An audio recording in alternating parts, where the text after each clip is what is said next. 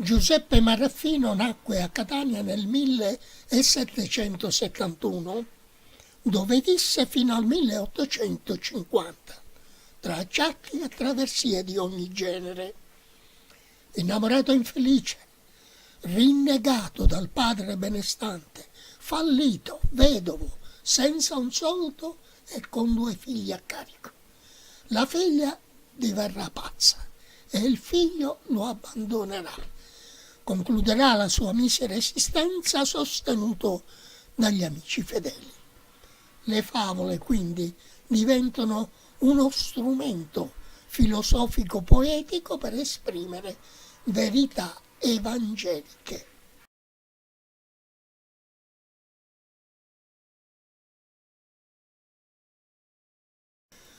Di musica navurpe dilettanti al Risignolo ci disse: compare, a te la meglio carne io voglio dare, basta che sempre all'umelato cante.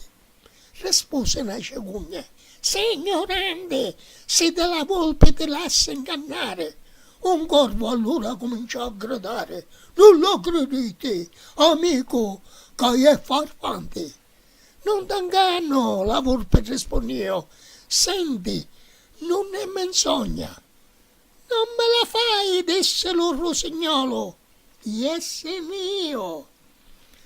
Questa favola mia, se non lo sai, ti avverto che allo sto mondo, amico mio, lo monsegnato non è creduto mai.